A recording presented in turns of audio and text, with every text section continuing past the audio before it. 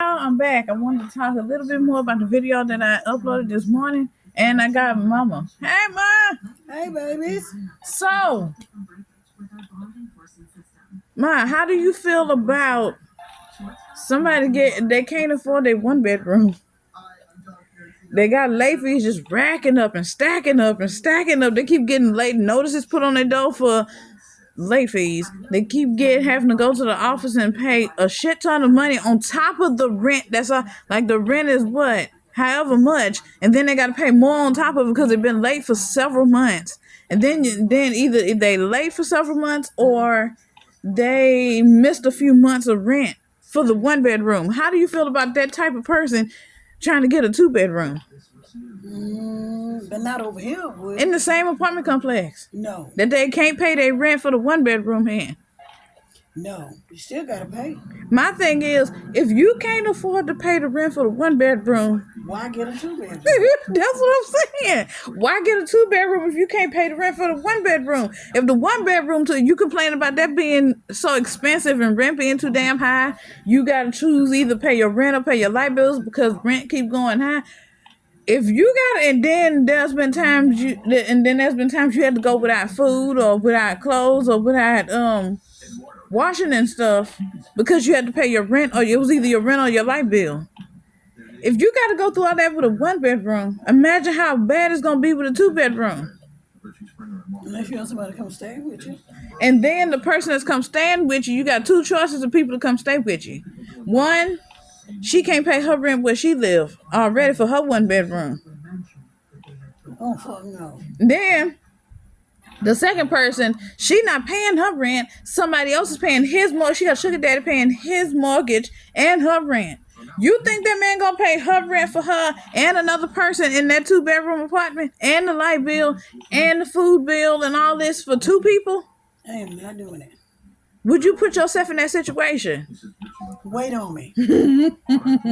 My thing is, if I can't afford the one bedroom and I'm already struggling as it is trying to keep the one bedroom roof over my head, what the hell I look like getting a 2 bedroom that's way bigger? The lights are gonna cost more because you got more space. Then the rent is already high as hell for the one bedroom. So if it's like almost $1,200 for a 2 bedroom in rent in the same couple, I'm not doing that. The only way I get a 2 bedroom is if I find somewhere that's cheaper than the apartment complex that I live in. Would you pay $1,200 a month for a 2 bedroom, whereas the rent is almost $900 for a 1 bedroom, and you can't afford the $900? Hell no. No, I'm sorry. My thing is, if I can't afford the $900, what the hell makes you think, where am I supposed to get extra money to pay the $1,200 a month? And then y'all do half of $1,000 to half of $1,200. I can't even afford to pay $900, let alone half of $1,200. I'm not finna do that. I'm sorry, I'm not finna do that. Ain't that much love in the world. It's not. It really ain't. I love you to bits and pieces, and then you gotta think about rent ain't the only thing you gotta pay. You have to have electricity. I mean, you probably could go without eating.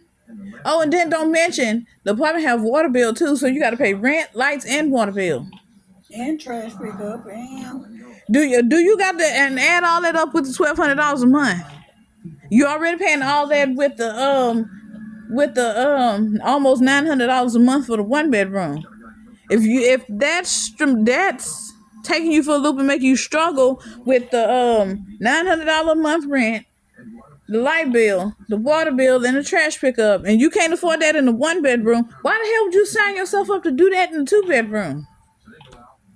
Would you do that by signing yourself up? If you can't pay all that for the 1 bedroom, would you take on the 2 bedroom? Nope. But somebody's supposedly halving it out with you. How you halving it? We going half on the rent and all the other bills if you can't afford the apartment that you live in somewhere else? If you can't afford that apartment and knowing that food is going up, gas going up, rent going up, the price of everything is going up. Even if you go buy a car, the price of the car going up. If you go lease a car, that's going up. So if you can't afford your apartment that you live in and you need help, why would you come over here to somewhere expensive and expect for me to help you, and I can't even help my own damn self? I am not doing it. So both of us in a situation, we can't help ourselves or each other. If we can't help ourselves, we can't help each other. If money tight for me and money tight for you, how are we supposed to make something out of nothing or very little? You can't make a way out of no way. And then I wouldn't at the same time expect a sugar daddy that's paying my bills for me to live to pay for me and another person to live. I'd rather stay by myself. How about you, huh? Amen. I'm not gonna do all. I'm not gonna have somebody in my house and we supposed to be going to have. And then too, you stand with somebody. What if that person don't? They tell you, oh, all this good stuff that you want to hear until y'all get to a place. Then you get to a place, they ain't paying. They stop paying their half of the rent, their half of the bills, and they not taking care of nothing. They only focus on them. They keep coming in with new stuff, but yet you stuck paying all the bills. If I'm stuck paying all the bills, you might as well just keep the damn 1-bedroom apartment you got. If you paying all the bills for a 2-bedroom and you paying all that by yourself, if you can afford all that, paying all the trash pickup, the water bill, the light bill, and the rent for a 2-bedroom and let somebody else live off you scot-free, you might as well just stay in the 1-bedroom because eventually all that's going to get to you. You ain't going to have no money and then you're going to end up moving right back, going back to the office. I know I came in here to get a 2-bedroom, but I can't afford it. So, can I get a 1-bedroom back? Going there to get paid for it, to get the money from a person that's supposed to help you with the 2-bedroom. Oh, I forgot to tell you. I found me a place in a 1-bedroom already. I moved over in already. Are you fucking no, hell no.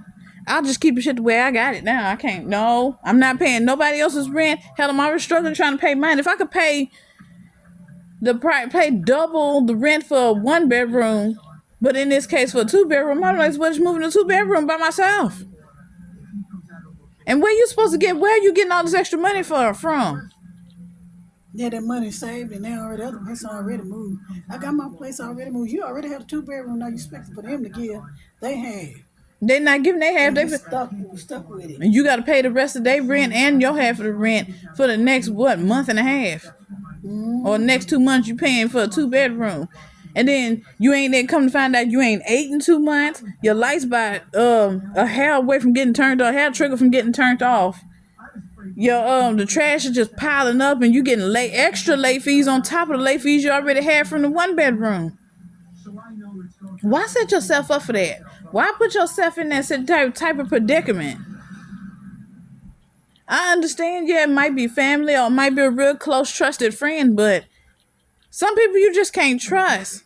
They say you never know somebody until you either loan them money or let them stay with you. I'm not gonna do neither one of them. I'm sorry, I can't do it. I can't. See, like, the people that you think you can trust, them be the ones that do you the most dirty. So yeah, I just leave that up to y'all. Y'all heard how we feel about it. I leave that up to y'all. Y'all tell me how y'all feel about it. Bye, guys. Bye, babies.